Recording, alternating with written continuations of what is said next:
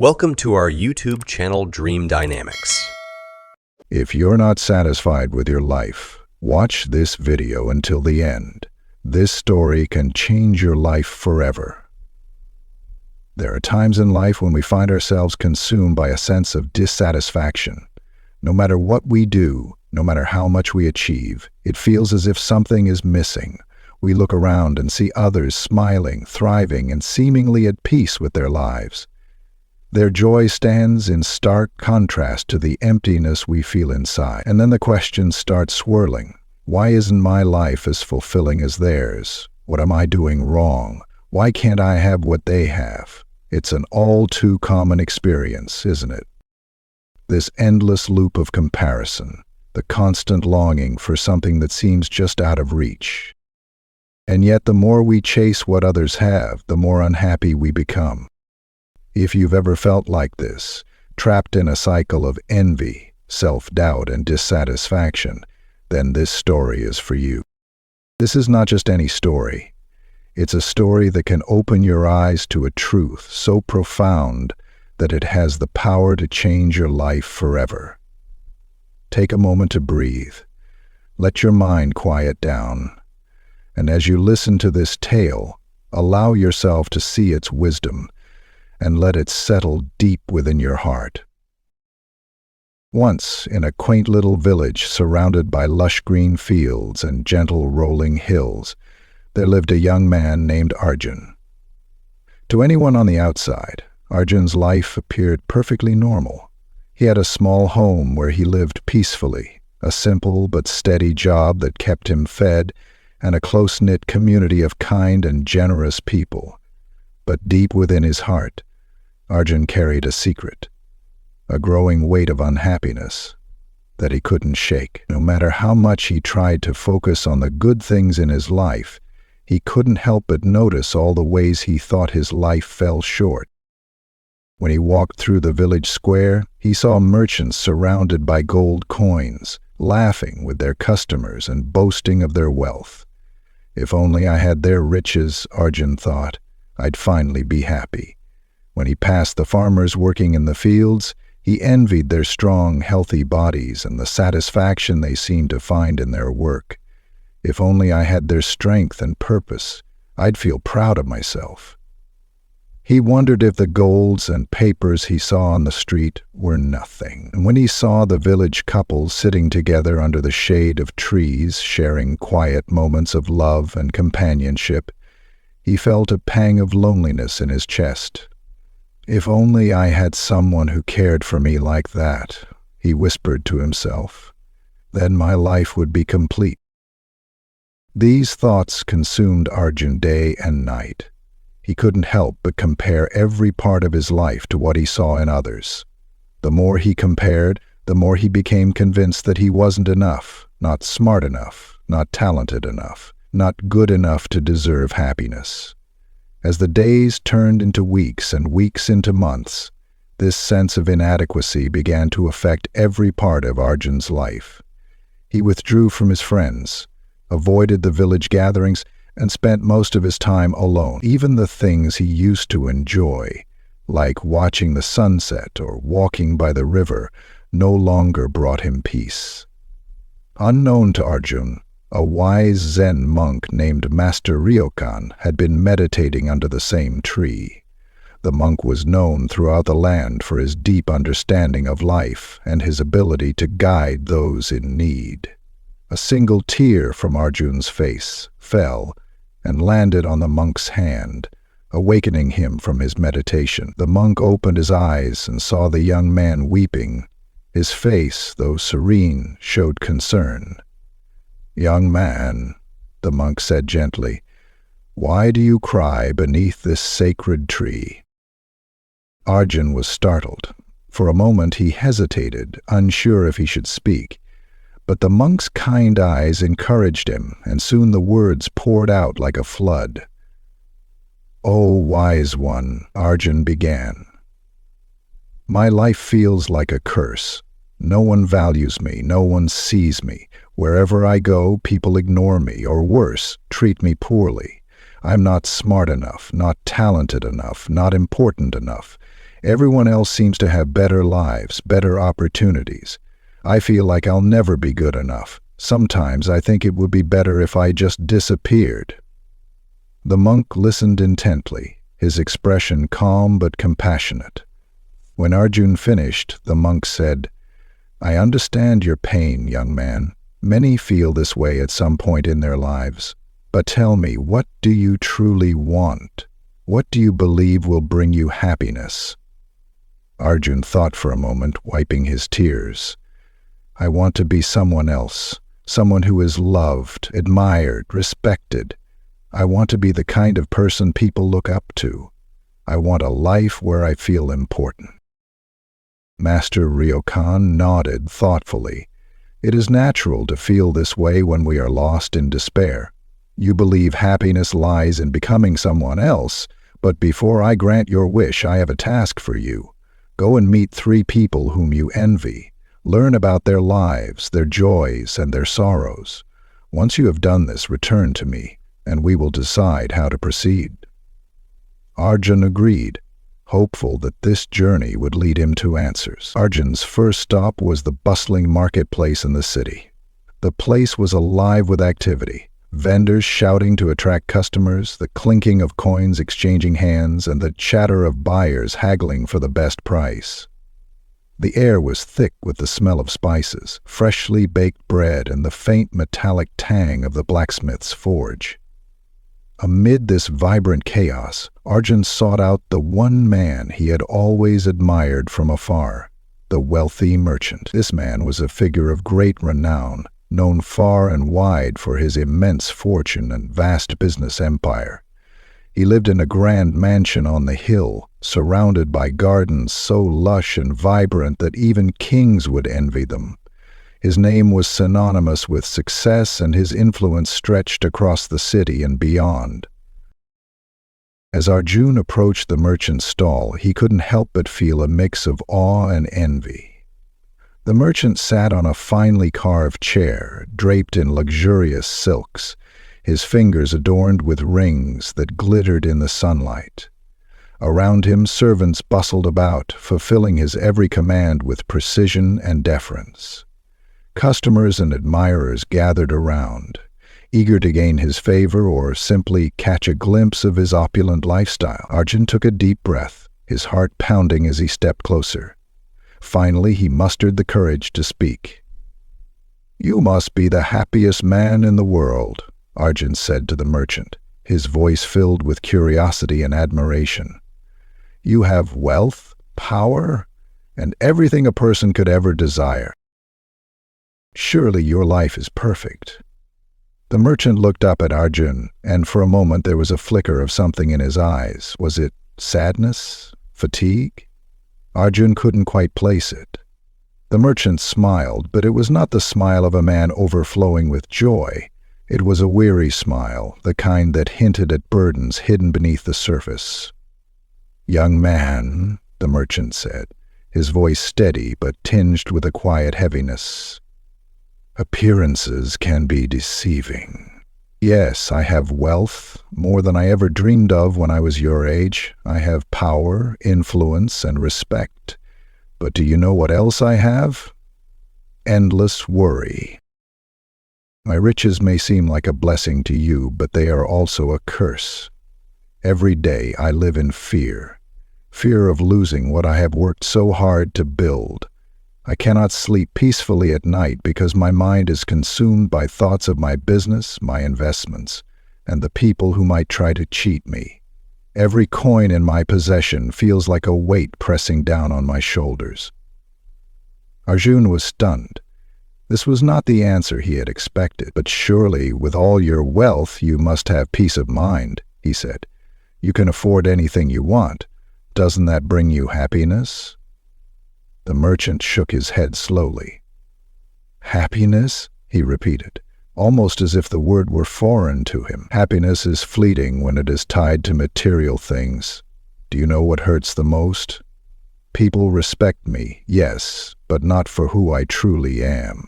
They respect me for what I have, my money, my power. If I lost all my wealth tomorrow, do you think they would still stand by me? No, they would turn their backs on me in an instant. Sometimes, he continued, his gaze drifting off as if lost in thought, I envy the farmer who lives a simple life. He may not have gold or jewels, but he has something I have never known: peace of mind. He rises with the sun, works with his hands, and sleeps under the stars with no worries to haunt his dreams. His life may be humble, but it is free from the chains that wealth has placed around my heart. Arjun stood there, speechless. The merchant's words had struck a chord deep within him. He had always believed that wealth was the key to happiness. Yet here was a man who had everything Arjun thought he wanted, and still he was unhappy. Thank you for your honesty, Arjun said finally, bowing his head. I never thought of wealth in this way. The merchant smiled again, this time with a hint of warmth. Be careful what you chase in life, young man, he said. Sometimes what you think will bring you happiness only adds to your burdens. Arjun thanked the merchant and walked away, his mind swirling with new thoughts. If wealth wasn't the answer, then what was? Determined to find out, he decided to follow the merchant's suggestion. His next destination was the countryside, where he would seek out a farmer and learn what his life was truly like. After a long and tiring journey, Arjun finally arrived at a quaint little village, nestled among rolling hills and lush greenery. The air was filled with the sounds of chirping birds, the rustle of leaves in the gentle breeze, and the distant laughter of children playing near a stream. The village was simple, with mud houses and narrow dirt paths, but it had a certain charm that seemed untouched by the chaos of the bustling city Arjun had left behind. As he walked through the village, Arjun's eyes searched for the farmer he had heard so much about. Eventually, he found him in the middle of a field, bent over as he worked tirelessly under the scorching sun. The farmer's clothes were old and worn, patched in places, but they carried the marks of honest labor. His hands, calloused and rough, moved with precision and familiarity as he sowed seeds into the soil. Despite his hard work, there was a sense of calm about him, a quiet determination that spoke of years spent toiling the earth. Arjun approached hesitantly, not wanting to disturb the man at his work. But the farmer noticed him and paused, wiping the sweat from his brow with the back of his hand. "You come a long way, traveler," the farmer said, his voice warm and welcoming. "What brings you to this humble place?" Arjun smiled and bowed his head respectfully. "I've been on a journey to find happiness," he said. "I spoke to a wealthy merchant in the city who told me that, despite all his riches, he envied your life. He said that you, with your simple and peaceful existence, must be the happiest man in the world." The farmer chuckled softly, shaking his head as he leaned on his hoe. His laughter wasn't bitter, but it carried a note of quiet understanding. "Ah, young man," he said, "things are not always as they seem. Life here may look peaceful to an outsider, but it is far from easy. Every day I rise before the sun, and I don't rest until it sets. My hands work tirelessly from dawn till dusk, planting, tending, and harvesting, all to ensure that my family has enough to eat. But, you see," he continued, his tone turning somber, "this peace you speak of comes at a price. One bad harvest, just one, and everything falls apart. If the rains don't come, or if pests destroy the crops, we face hunger and hardship.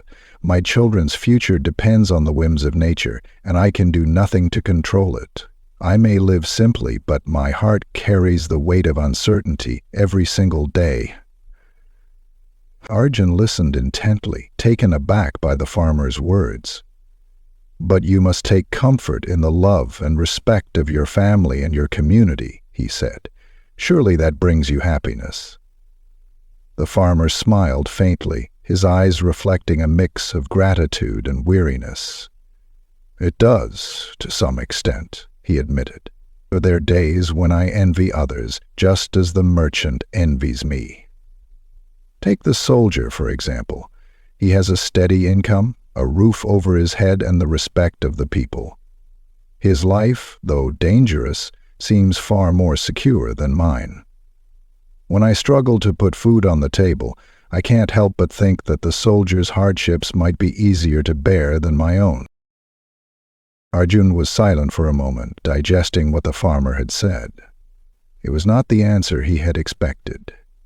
He had thought the farmer would be content with his simple life.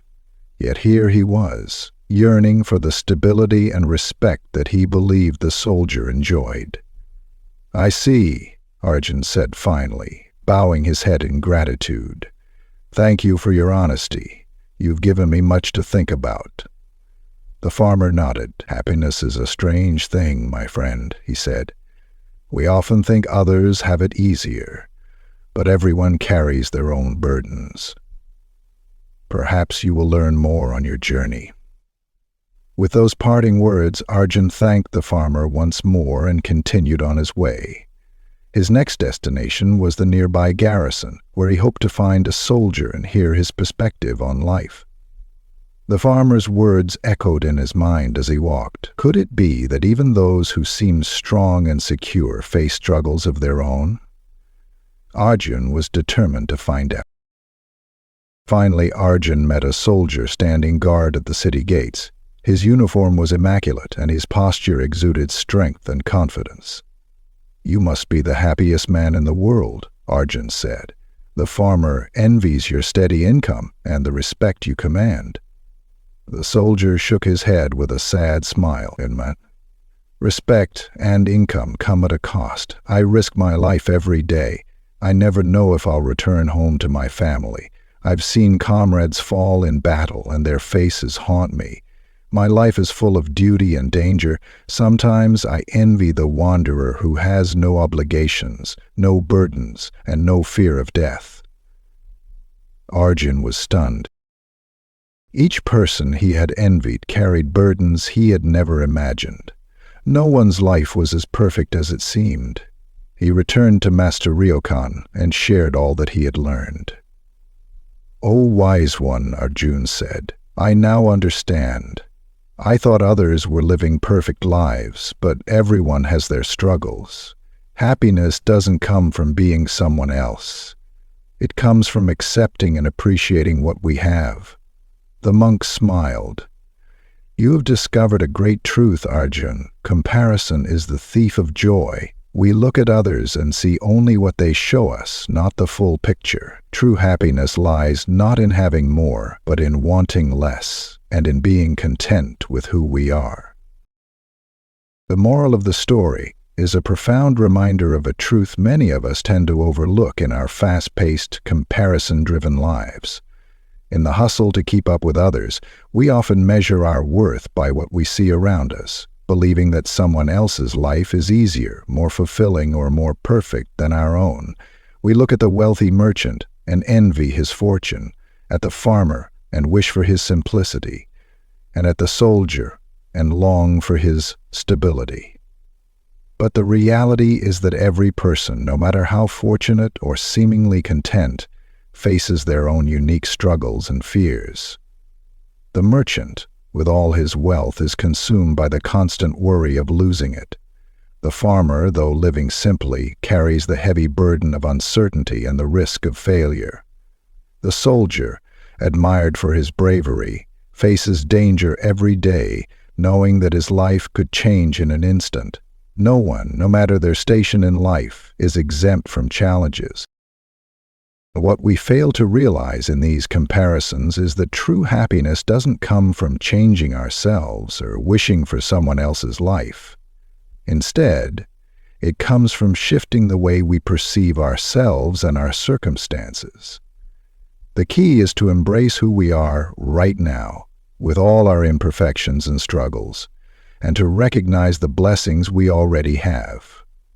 When we stop comparing ourselves to others, we open the door to a profound sense of peace. We begin to see that the grass isn't always greener on the other side. It's just a different shade of green. We have our own unique journey with our own set of gifts and challenges, and that is something to be cherished, not compared. By cultivating gratitude for what we have, rather than longing for what others possess, we can find a happiness that is deeply rooted within. True contentment comes from appreciating the present moment and the blessings we often take for granted: our health, our loved ones, the opportunities before us, and even the lessons that come from hardship. Remember, you are enough just as you are. You always have been. The secret to happiness lies not in wishing for more or different circumstances, but in embracing the beauty of your own life with all its ups and downs. Gratitude is the key that unlocks lasting peace and joy. When we start to see our lives through the lens of thankfulness, we realize that we are already living a life of abundance. No one can take away the inner peace that comes from truly appreciating the unique blessings of our own journey. So, let go of comparisons and start to cherish the life you have. Be kind to yourself. The happiness you seek is already within you, waiting to be discovered through the simple act of gratitude.